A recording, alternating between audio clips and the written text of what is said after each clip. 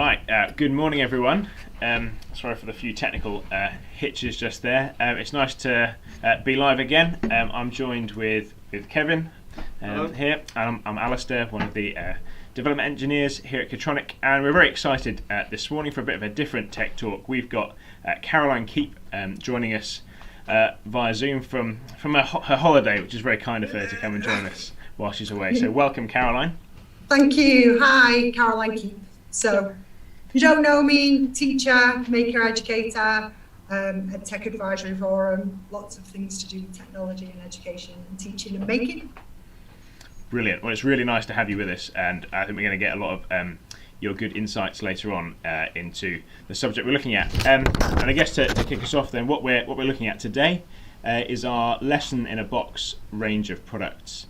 We've just released a new one of these, so we're up to 3 now. We've got this big lesson pack basically that covers, one of them's robotics, one of them's looking at visual computing, and most recently we've released one that's looking at the environment and impacts and changes and challenges there. We're going to be going through, I guess, the overall concept of these boxes this morning, getting some input from Caroline on how they're used and developed in the classroom, and really some of the key features of them and why they're a really good thing and a really good resource to have in the classroom. Do we want to explain why Caroline's actually here today on the video? Yeah, I think that would be a really good place to start. Is, I guess, Caroline, what's your involvement with these boxes? Why have we chosen you to be involved here? I developed so the boxes, the robotics and the visual computing, and the first 2 boxes, and to some extent the third one, actually have been developed in a classroom with teachers, with children, and I was the teacher who developed the robotics and the visual computing box. So they're really built for teachers, by teachers. So I gave Alasdair and Kevin a very hard time through the whole thing about exactly how it would be designed to be used in a real classroom, how it would be used, what kind of time frames we have in the classroom to use them for, and build all the lessons around them so that they aligned with the curriculum and so that they could be physically used by a teacher. So I'm quite proud of the 2 boxes that are there, and I'm really excited about the third. Just to make sure that teachers could use them in a way that works for them, instead of either having to buy in robotics at a very extortionate rate, or having to take the robotics kit that you buy in and try and make it fit. So this fits perfectly. So I don't have to think about it. I can just lift it and use it. And I'd got very tired of having to make technology fit education. So when I spoke to the team at Keytronics, they were very much like, oh, well, maybe we could just build something from scratch. And I think that's really important, that teachers are right at the forefront of from the very first concept of designing a product right up to the end, so that it's not a kind of mismatch. So I'm really proud of them because they are very usable for teachers. So that's why I'm here for the 2 boxes. My robotics box, my visual computing box, and soon I hope my environmental box have been used endlessly. I think I've rolled mine out and used them in classrooms, for hundreds and hundreds of hours of it. So it's just been picked up and used and ran for, probably about 2,000 kids across last year, and just probably twice a week. So it's a good value for money, and it works well. I don't have to continuously prepare everything, continuously get it ready or make it fit. It's just you've got your box, you just roll it out. It's nice and simple, and that's what I really needed teachers to have, because I think it could be quite daunting trying to run a full robotics session from scratch, and the preparation involved to do that originally was just too intense. So this, don't have to think about it, you just put it all down and run. Super. Brilliant. Should we take a closer look at some of the products just so that people understand kind of what we're talking about? Yeah. Let's have a nose. Should we look at the web page, or should we get some actual hardware? Maybe a quick look at the web page and get some hardware out. The other thing for people to remember is we do have Mark managing the chat on YouTube. So if anyone's got any questions, they can fire those across, and we'll do our best to answer them. Brilliant.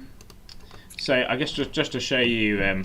The guys on the stream, Caroline, we've just switched to so that people can see the web pages right now. So we've got 3 of these boxes so far as we've said. This is the robotics box. You can sort of see the picture in the background that all these come in these really nice big grapnels trays. So they are very hard wearing. They're very easy to stack or slot into spaces you've already got in your classrooms, and they come with all the hardware and the kit that you need for building things. The main feature of these ones is building a small cardboard robot, which I can show you actually the physical hardware in a minute. Yeah. With the visual computing one, this is very much looking at how we can, I guess, display data or use things like light output in the different subject areas for various different purposes, whether it's data representation or whether it's doing something with a DT project, things like mood lights. And again, you've got all that kit provided in the box. There. And most recently, the latest one, this is the environment box. If any of you have seen our smart greenhouse kit, the individual ones that we sell, this is that product that's gone into the big box. It's a whole load of smart greenhouses and the electronics and the kit that goes with that, really looking at how we break into biology and look at photosynthesis experiments and the impact that you've got, all the different factors coming in there, and also perhaps in DT. And this is something that's very much, I guess, topical at the moment, is growing our own food supplies, whether in different environments around the world, and this is what this box goes and looks at. So those are the 3 products that we've got. The product pages have got lots of information on them.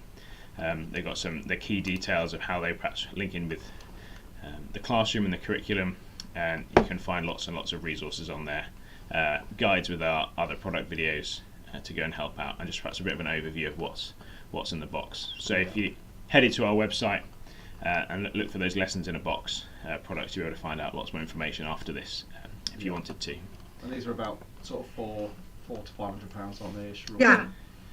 Yes. So the original the two that Caroline was around for developing, we've got the visual computing and the simple robotics around 400, and the smart greenhouse, the environment ones are a bit more, just because the level of resource and kit that comes with it is slightly higher. Where you've got all the parts for your smart greenhouse to get going, so that's a slight price difference, but they're all around that £400 to £500 mark. If I showed what was a bit in the box, if I switch camera again, Caroline, now you can still see our faces. Yeah. But, sorry.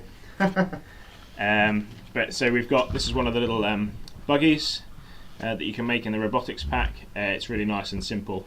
It's just a cardboard chassis with some nice fold lines to it, a control board and some clippable motors, which just means that it's a really simple thing for them to make, but it immediately looks like a robot car straight away. It's not abstract anymore. You've got a piece of hardware in front of you. Do you find that's really useful, Caroline, that it's something physical rather than just this? Yeah, there's a big, I think I tweeted earlier when I was saying this, we need about, I think it's 250,000 electronical engineers per year. And the way that we teach computing at the moment is, I think, to make it the kind of subject we need it to be, we do need it to be physical. You know, we need kids to get a good idea of how computing especially, but also generally building, makes a difference to them, how they can take some code and physically do something. And one of the things I absolutely love about the robot is that immediately, you know, they've got a physical object that they know they can control and code. And that helps immensely. And I think it also helps a lot that they see, you know, the way the motors link, the way the wiring works, you know, how the boards work, how the microbit integrates. It becomes a very understandable system then. Whilst I think if you try to abstractly do that, you know, it's just not the same. So, you know, I've taught robotics with children, you know, in year 4 right up to year 11. You know, everybody loves building the robotics kit. And quite often they take those projects and they start with a very standard robot that we build, and then they develop it further. I've had robotic dinosaurs, I've had robot with the same kit, I've had, you know, robotic, you know, animals that drive around, I've had cameras strapped to it. And you can really kind of expand out from there once they've got some of the basics, that they understand how that works. So it is quite important, I think, that they get the first build, really successfully done. And I think that encourages kids to be confident with building from then on in. So it's a really lovely one to do. And the way that we set it out, it's very flat sheeted, you know, typical teacher flat sheet. They can just put your kit straight on top of your flat instructions, and then they can just build it themselves. So it's very direct instruction. So they can just straight away start building it, and you can minimally troubleshoot as they do that. So there's a lot going for that one. It's a really great build. Yeah. Is there an idea behind the use of cardboard? Yeah, the cardboard itself was to make it all reusable. And also because I know schools excessively have a stupid amount of cardboard in their reprographics. So I know schools have endless cardboard from, you know, the amount of reprographics that they do and photocopying they do. And the build for the cardboard body itself is modelled on a reprographics box. So once if you've got a laser cutter within your secondary school, once you've got the kit, it comes with the files. So you can just roll out, you know, from your recyclable, you know, reprographics boxes, all of the templates to build your cardboard robot. But also because it taught kids as well that if that was the shape of the cardboard body that we designed, then they could design their own cardboard body so that they could model it. Hence why I have dinosaur ones that are built out of cardboard that they put motors in. They can make it their own. So it makes it, you know, recyclable, and it also makes it very cheap. Once you've got your box, that's it for robotics. You know, you're sussed for robotics. You don't need to buy expensive kit continuously. You don't need to buy expensive, you know, templates continuously. You don't need to do anything from that. And the boxes come with, you know, enough to make a class full. So there's you know, between two, there's 15. So if you've got a 30 in a class, that's robotics for 30. You know, so you get pair them up, make robots. So it means that it's accessible for classes over and over again. So you didn't need to continue to do that. And that was one of the pros of doing this. I wanted to make something that was useful for teachers year on year on year. So they didn't have to spend an extortionate amount of money and then it be for a one-off STEM event, and that you could continuously run those sessions and do those sessions over and over, because that kind of education is best when it's embedded in the culture, not when it's a one-off event for the culture. So it was really important for me for them to be recyclable and be accessible. Yeah, absolutely. I think that's and it's something that we've carried on as well with the other boxes. Well, so we've got the second box with the visual computing. You talked about these flat sheets. I thought I've got an example of one of those just with the build. My flat sheets. I'm obsessed with flat sheets. So I gave everybody a very hard time, didn't I, about designing flat sheets. So the instructions were really there for those, especially for kids who are, you know, SND or kids who have learning difficulties, who want to do it physically and need a bit more instruction. It was really important to me that we got that right. Yeah. So I'm showing the people on the other end of the stream now. We've got the kaleidoscope build. This is from the second box. So this uses our Halo HD product. It's like a nice a board that's got lots of RGB controllable LEDs around the outside. It's also got a microphone input and the buttons of the microbit as well. These all run with the BBC microbit, these products.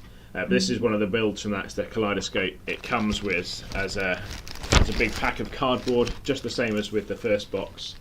You've got these cardboard pieces that we've also got the files for. So again, this is reusable over and over again with different year groups, different classes.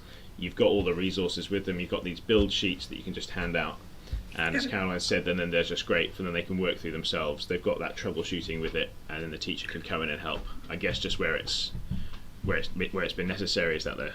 Yeah. I mean, on top of it, it was also to get them used to those kinds of quick builds, because really in the classroom you want to concentrate on the learning. So you don't really I never wanted children to spend, 35 minutes cutting something out. No. It's useless. It's lost time for learning.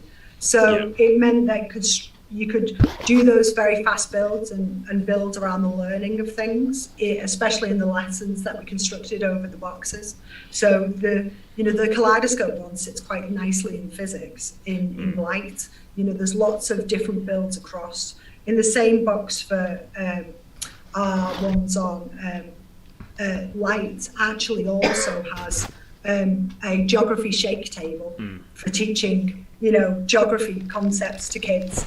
So you wanted to be able to concentrate on the curriculum, but also the boxes have really good enrichments in them. So they're kind of multi-use because everything needs to be multi-use in schools. So if you wanted to do an enrichment project for 6 weeks, you could do one with a whole bunch of stuff with the light boxes or with the robotics motor boxes.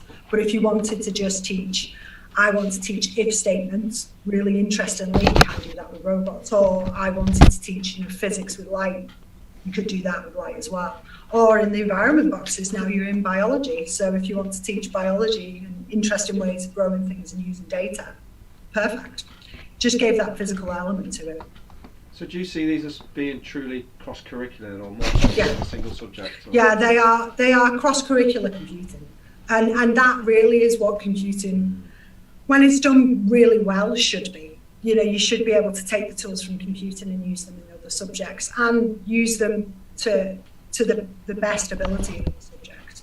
So they are truly cross-curriculum boxes. So you don't necessarily, if you're a teacher, need to use computing's budget or DT's budget. You all chip in a little bit and get one box, and it can be traipsed around several departments then for various things. So geography used our box for shake tables, but then it come back to physics to use them for light, but then it come to DT to use it for mood lights. So one box can do several subjects, and they're all mapped out to the curriculum. So there's all the files in there are editable by teachers. So any of the quirks that you've got for how you put your schemes of work together, you can do that. And any of the ways that you like things set out, you can, and then you can just really integrate them into your own curriculum. And that makes it alongside, as I said, you can just pull them out for any enrichments, and enrichments are already planned as well. So there's real advantages to having them. For design technology, the first two boxes, and I suspect the last one, the units for building robotics and the units for building mood lights are 6 weeks, and they follow the design technology curriculum. So they're planned out 6-week projects for year 7, year 8 groups. So you can just roll that out, work booklets with them, so you can plan it out, easy marking, easy assessments in there. So you don't really have to think about it that much. So yeah, truly cross-curriculum boxes. And that's what I wanted to create. I was very tired of educational tech not working for education. And I do a lot of consulting with educational tech firms, and I was really exhausted with, well, this doesn't quite fit and it doesn't quite work for us, and we know that this amazing project is good, but it's going to take us 9 weeks to just make it work, and I haven't got 9 weeks to give it. Every single one of these is a 50-minute lesson. And that is a godsend because I only have 50 minutes. So, if it's a scheme of work, it's 50-minute lessons, but over 6 weeks. If it's a single lesson, it's a 50-minute lesson. So there's no messing around with it. It's very much focused on the learning, and that's what's important. Yeah, thanks, Caroline. I think you've talked there. I guess we've seen some of the hardware and got some of the things out on the camera for people to see. You've kind of been talking about the resources that come with it. What are these things that? What is it that comes alongside the hardware that makes this so good? And what comes alongside the hardware is a full planned lesson. It's a full scheme of work mapped to the national curriculum with the AQA, EdXL, or OCR. So any one of your 3 boards, whether it is, whether you're looking at design technology or physics, each one of them is mapped to the exact curriculum for you. So you've got a nice scheme of work all sorted for you, so you don't have to think about worthy fit. All of them are editable, so you can take that part of the scheme of work out and put it into your own. All of your lesson plans are worked out, so you've got a standard lesson plan, with your exact, what your learning objectives are, what your assessments are, where you demonstrate your assessment for learnings. Most of the GCSE lessons that we've got, they are broke up into Key Stage 3 or Key Stage 4. So the Key Stage 4 include the GCSE questions in there, so you can test the knowledge. Your lessons are fully planned.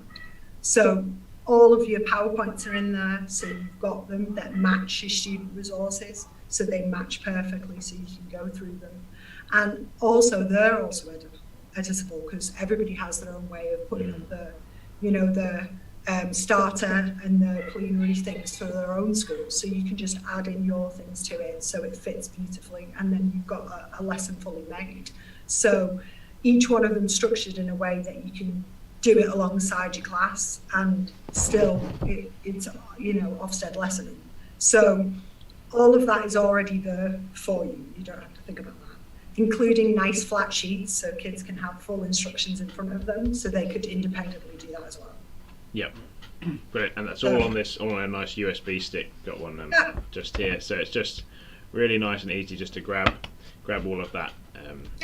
And download it. It's in PowerPoint and I think PDF, so you can just put it straight in.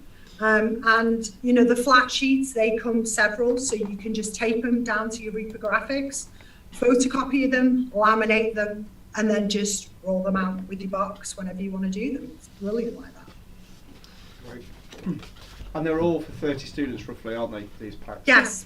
Yeah, because that's the standard class, so it was 30 students, so it's a 30 student box. So, and you can do it over and over again. I do it like that, where I'll teach robotics for the day with 7, 8 and 9. And what I'll do is I'll set it up and then teach the full robotics session, and then get my students to take their robot apart when they're finished, put it flat down on the sheet, sanitize it, because that's the way we're doing it now.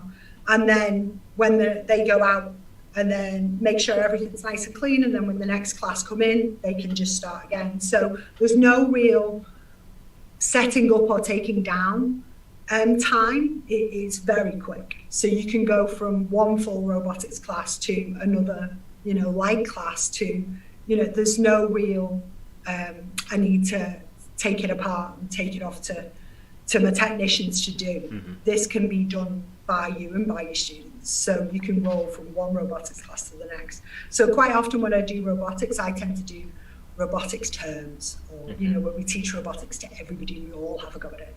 And that's really good fun, and also really useful, because then we integrate it into other lessons. So when you do that kind of thing, you can do them straight off the bat. But we also use them quite extensively in our outreach projects with libraries, and our other projects in the communities, when we go out and roll them out and do that for the day. So it's really adaptable like that, but you can run session after session after session. There's no need to wait or delay or reorganise things. Or they take apart really easy, they put back together really easy. Yep. Super. Oh, fantastic. We've not talked about the environment one, though. Do you want to just sort of give a quick overview? Yeah, so tell me all about this environment box. So the I'm really excited. I've seen some loose bits on it, because I know you'd asked me about a few bits on it, but I want to see what's in it now, because a lot of teachers are very excited at the moment of building their own gardens. It's a big push for us. I know a lot of schools that I know have been building gardens, and these are ways you could monitor that garden, aren't they?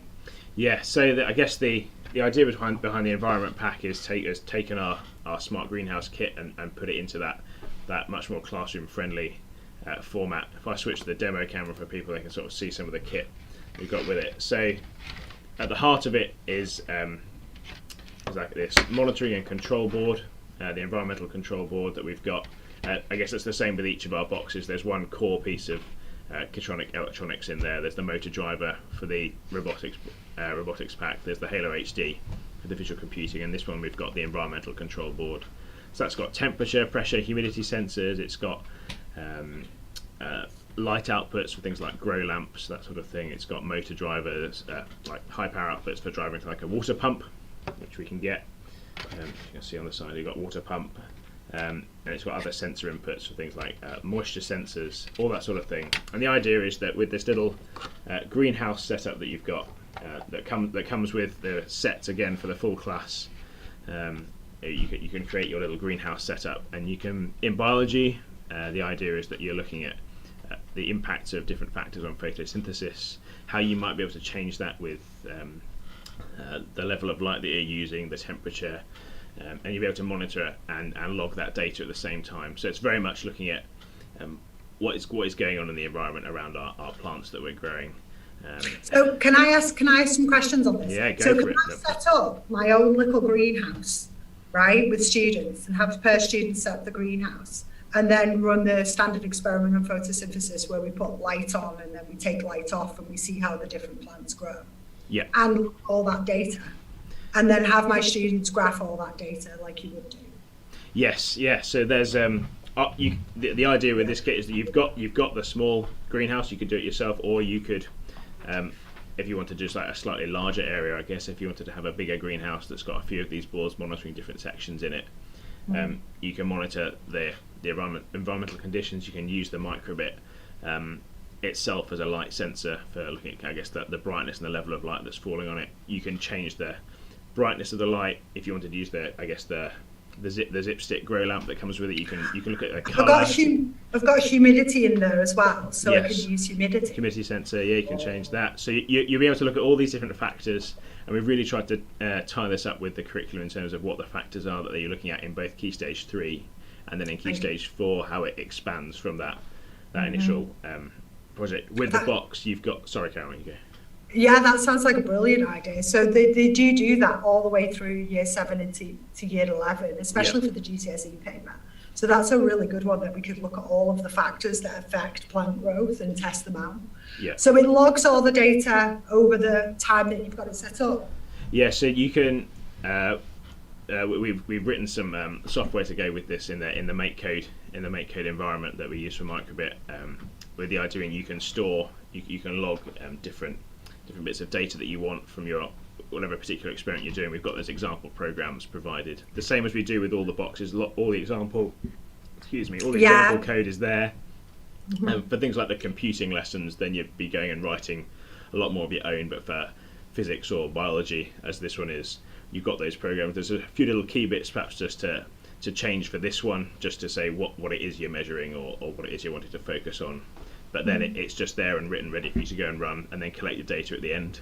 And you can. We've done, I know we did with the 2 previous boxes, have we got like the little teacher technician guides that have all of our code in them as well? So if I slide this, that's one of the things that I loved. If you weren't a coding person, you know, people who teach in biology may not be particular coders. Everything's provided, the code is provided, it's in there. You can set this up and not have to worry about it. So that was nice. So these, again, the same. I'm showing people now on the screen, Caroline. We've got the Teachers and Technicians Guide. It's got your setup with good pictures and diagrams for how you might be setting up your actual little greenhouse environment, but also how you're setting up your coding environment. And also the example programs are all shown in the back with an explanation of what's going on in each one.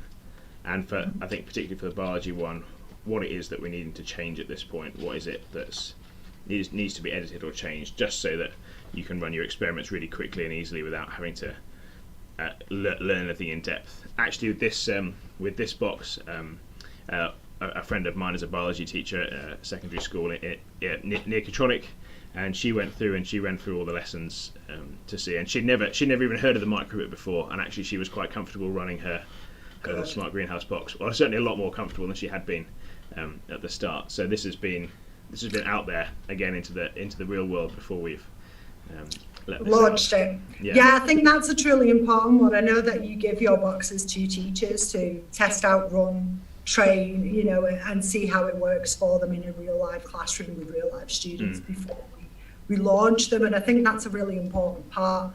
But I feel like when I go in and do training with teachers and they say, oh, we're going to get a box, I'm like, okay. Quite often they're really comfortable running our boxes because it makes it very simplistic for those who aren't necessarily experienced coders. And, you know, you can do those kind of experimental boxes with biology, and you can do those experiments, and then you can go and look at that code in computing, you know, at the same time. So it really makes it relevant, you know, to the curriculum, which is really, really nice. Yeah. Did she have a great time with the students then? Well, she was running it just at the end of term. We sent it off to another group of students at a school in Wales, and we got some video feedback from the children themselves. They said they really enjoyed running through those and actually doing something. I guess it's practical and doing something with the greenhouse itself. I'm quite excited then to see this one. So it should be amazing boxes to get your mitts on. So they've got such a nice setup with them, and it just makes your life so much easier. And especially knowing that you can run it year on year. That's one of my favourite things about it, because I know that when we decided and we talked with the team about exactly how to price a box, I knew that kind of benchmark that we talked about, with the 500-ish and maybe a bit more up, was kind of the max that I knew people would have for enrichment budgets. And this just made it so much easier, because it was like you could get this and then you've got it for the rest of that year and the year after that. So it just meant that you didn't have to spend quite as much, and you got a lot of bang for your buck, so to speak. So and it's spread across many cross-curricular teaching. So it wasn't just like biology had to fund it or DT had to fund it. Everybody could get something from this. Yeah, again with this box as well, it's across biology, it's across DT, and it's across computing. Oh, nice. You've got 3 subject areas, and they'll all be able to use the same equipment. They will be able to, and as you say, even at the same time, if you're running your photosynthesis experiments in biology, but you want to learn how to, well, we're just using a program, but in computing you could be writing and understanding how you write a data logging piece of software, and how I'm writing control programs for setting up timers for watering systems or that kind of thing. You're doing it at the same time, and concurrently you're understanding how you're using things all around your subject areas. Have you got enrichments in that box as well? This one was, because it's more of a longer term thing of running. The idea so it's like a long-term project. They're all half-term. They're all the 6-week projects for Key Stage 3, and actually, sometimes perhaps the other boxes are really good. Perhaps particularly the robot or the kaleidoscope, you can build them quickly and have a thing in about an hour. But you've got a long time to wait for some crest to grow if you're just going to sit and watch. Yeah, but that's the excitement of when you do the photosynthesis experiments currently. And the standard kit for doing that is quite expensive data logging kit. For science teachers, it's an expensive piece of kit to buy them. So being able to set this up and have it and do it in computing and do it in biology is a lovely long-term project. So I'm quite excited to see all these kind of ones. So there's some glorious ones with that, but I think it's just really worthwhile for teachers, and especially if they're underconfident in using computing, because we do have a lot of teachers who are nervous of physical computing. Yeah. But actually, this just makes it so much easier. I've took art teachers and done robotics with them, and they've never touched computers, and they absolutely love it. So, and designing artistic-based robots along with computing. So it's a really, really good idea to just have it all in there in one. Yeah, definitely. Just having it all there, just to pick up, to grab and use. Yeah, is definitely what the design behind it. One of the things I was really happy with as well is everything fits nicely in the box. So I know if I'm missing anything, that sounds like it's a really teacher thing to say that. But when I come to pack away my boxes, they just pack, and then I just put them in a grapnel, and that's it. It's done. They have been the most organised kit, in my entire makerspace that I've used, because they just work every time. So you just put them out and then just pack them away, and then that's it. It's just ready to go again. Yeah, definitely. The grapnels trays are very helpful for that, and they've all got a slot for everything. So you can immediately spot something that's wandered off to your classroom. And it's the same with the new one as well. It's got everything, and it's everything in the grapnels trays. Everything's got its place. So you can I don't have to count them all in and count them all out. I can visually look at it and know, I'm missing one of these, I'm missing one halo, so where is it? It's dead easy, makes it miles easier to do. Yeah, that is really good. Brilliant. Well, I don't know if there's anything else you want to cover, Caroline, but I think we've... I feel like I can talk about these for forever and a day, to be honest, because, in all honesty, and I'm not just saying that just because I had a really good hand in designing a lot of them, because a lot of teachers did. A lot of teachers looked at these boxes and explored them and meddled with them and played with them and edited them and got them right. But they are really, really good. And I just feel like a lot of the time, I think that especially if you're struggling a little in computing to make that interesting, or you're struggling to make it accessible, I just think that they are the best piece of kit that you can get for that, because they take a lot of pressure off you, as a teacher, so you can concentrate on the learning itself. You're not having to worry about kit or worry about organising kit or worry about getting, has everybody got the right thing? It's just there, and I'm all about making teachers' lives easier, not harder. We've got enough to be getting on with, trying to assess our learners' understanding. So this is one of those ones that I absolutely love, because it just goes straight in, fits and works for us. So it's a really, really good thing like that. And also the responses from the kids absolutely love it. Absolutely love it. So whenever I do any of these, the kids are really engaged in it, and that's always a nice thing to see, to make the kind of subjects that we do really engaging for children, and because they're engaged, then they learn a lot more, and then you see a lot of them do more enrichments, or they want to continue to do it, and you can give them independent projects to do. You can say to them, well, how would you go about doing this? And it just extends their understanding. So you can extend it into enrichments, you can extend it into that cross-curricular, extracurricular time. And I don't have to think about it then either, because there's extra enrichments and cross-curricular projects in there. So I don't have to suddenly go, oh, they want to do more of this, I'll have to design a new lesson for it. It's there for me. So I find that they just really work. They're the most stress-free physical computing things I have, which is why they tend to be my go-tos with especially 5, 6, 7, 8, 9, and then when I get into the GCSE years, for the GCSE lessons we do. But they're really my go-to. If they haven't done this already, we'll do that, and they just love it, absolutely love it. So I could talk verbatim about how good they are, but as I said, many teachers gave a lot of input into that doesn't work, this doesn't work, that doesn't work, this doesn't work, and a lot of experimentation on what worked for the kids. Whether they could understand this, whether they understood how this part folded for the robots, whether that little chink would make it too difficult. There was a lot of thought into these. They took a long time to get right, but it just means that in a classroom, they're just heaven. All those kind of kinks have been long worked out. Instead of you buy some technology and then you have to work out the kinks later. It makes your life a lot easier. And do you feel it's improved the attainment of the students then? Yeah, I think it's improved a lot of the attainment of students. I think it's improved a lot of the understanding. A lot of the students that I do this with, and a lot of students that really get into it, makes it much more accessible to them.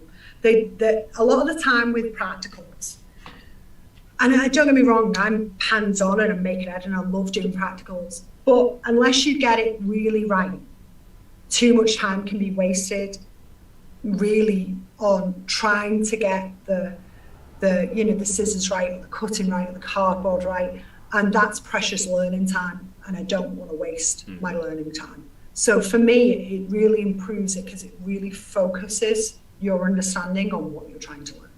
So if you're trying to teach if statements with the robots, you really are thinking about if statements.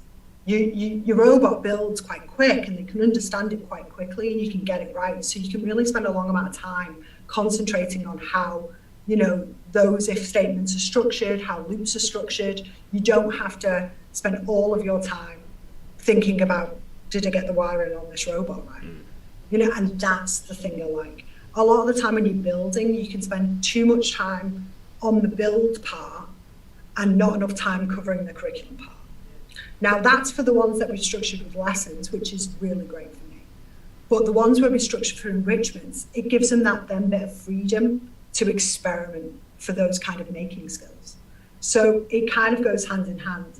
For me, the lessons really stick to what they're supposed to do, which for me, one of the big issues with educational technology, and I've recently in the EdTech 50 magazine, I listed this as my top sin to commit if you're an EdTech firm.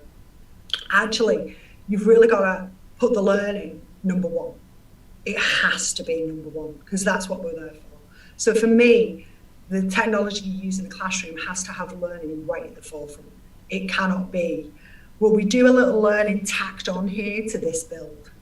In our case, ours is very much about the learning. It's about the learning of, computing in our computing lessons, or in your biology lessons, it's photosynthesis is up front. It's physics, it's lights up front. It's DT, it's construction and design and modelling up front. So there's no. Yes, we use the kit and we love the kit, but the learning is very much at the front of that.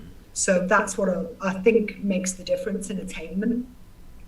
And that's what I think makes the difference in producing these. So a lot of, like you said, of the shortcuts you could make that would, for the biology teachers, for example, they're not having to mess around with code because we wrote that code for them. So they can just use the kit for photosynthesis. Yeah. And that's exactly what I mean. A lot of the time you get projects that come out that maybe use something for photosynthesis, but I've got to spend 3 lessons writing it or developing it and putting the code together. It's not going to work. I've got 50 minutes, I've got 1 term, cover photosynthesis. I need to cover it right. I need it to be about photosynthesis. So for me, if you're a biology teacher, the code's in there, the sensors are in there, how to log the data is in there, the lessons are in there. It's all about photosynthesis. That's easy for me to understand. And I think that's some of the things that we miss with attainment in a lot of EdTech products. So that's why I think for me, the Kitronics ones are different. It's really good to hear. Thanks, Karen. Thanks for just your input and your insight as someone who's actually using these. I use them quite regularly. I've got, I think, a list of outreaches to primaries I've got lined up to do some more with them. So I do quite a few. So if people want kind of an input from a teacher, you can always tap me up at K1 and say, what do you think? Or what do you think about this? I'll always, if I get a chance, run one, especially for secondaries and primaries, and just say, come down and see what it's like. But I think for me, it's important that teachers use them and get the best out of them, and especially give feedback. But Kitronics have always been great about feedback from teachers, which is wonderful. So I always like that good, even when I'm being really awkward about that can't work. So it's been really nice to do them. So it's a real pleasure. So I just noticed you said there that you were doing stuff with primaries as well. So I guess we initially made these boxes for Key Stage 3 and Key Stage 4, but have you been taking these? Yeah, I did them for Key Stage 3 and Key Stage 4. And then I realised we designed our robotics boxes so well that when I came to do primary outreach, my primary kids could really grasp it dead quick. I mean, I couldn't teach quite the Key Stage 3 content, so the lessons wouldn't be the same. Or my Key Stage 4 content wouldn't be the same. But to build a physical robot or build a kaleidoscope, absolutely not an issue whatsoever. The instructions are really well made. So you can literally take it into a year 4 class, year 5 class, and give them the experience of doing it. And I did 1 or 2, and then I started to get a demand list of people saying, can you come in and run them at primary for me? So now quite a lot of them are running, and a lot of libraries who are doing making projects are running them. So today I think our kaleidoscope is being made by Warrington Libraries as the half-term outreach projects. So kaleidoscope's being made all over Warrington today. So they've started using them with, yet again, a younger age group than I imagined. So I think some of the team at Kitronics were going to speak to primary specialists and see what they could interpret them with and see how they'd use them. But I think they can be used at that age. And I think they translate very nicely to that age upwards. So I think it's the ease of the build. I think the build is a very, very good build. And that's what I like about it. So, people, I think, make it where they want to make it quite complicated to build a robot. When the truth is, to build a robot isn't exceptionally complicated, but you can learn a lot doing it. So I think for us, we build the robot, then what we use it for is what matters. What learning goes with, that's what matters. So I'm really pleased with them. So yeah, they've been rolled out for all kinds, absolutely everything. That's really good to hear. I guess I just want to, at this point, if anyone's got any questions on the chat, it's while Caroline's here. If anyone's got anything they want to ask her specifically or ask us, I'll just say again that their chat is there and we're monitoring it right now. If anyone's got anything, Yeah, or people can always leave questions later on once this is live on YouTube, and we'll. If you want to, if people want to drop me questions, or you want to drop me questions, then that's fine. If they want to have a quick chat, if people want to talk about maker education or how to integrate maker spaces in schools, drop me a line. I do teacher CPD all the time, where I'll come on and have a good talk to you for an hour about doing that. I think I did 2 last week. I've got 1 coming up. So, I'm quite happy to talk to teachers about how you can set up and integrate computing across the curriculum and integrate computing or making across the curriculum. Yeah. So that's not an issue, but I'm acutely aware that your teachers are probably really busy right now. Well, they're probably on holiday, aren't they, a lot of them? A lot of them are either on holiday or in the last week of term. So for those teachers that are in the last week of term, I feel for you right now. Keep going. But you'll find that later on at about 5 p.m. all of them will come online and ask me things. Yeah, and we do find out that actually a lot of the viewership of these videos is after the event. Yeah. So if you do want to tap me up and ask questions about it or see things, just let me know. Brilliant, super. Well, thanks for but I'm super excited to see the boxes. I haven't been able to see the insides of this box yet, have I? So I'm dying to see the inside of this box. You'll have to show me, Alasdair, at the end. Brilliant. But thank you so much for joining us today, Caroline. No worries whatsoever. Absolute pleasure, guys. Keep making boxes. We'll try. Great. Right. Thank you very much. Thanks everybody. Thank you. Thanks. Bye.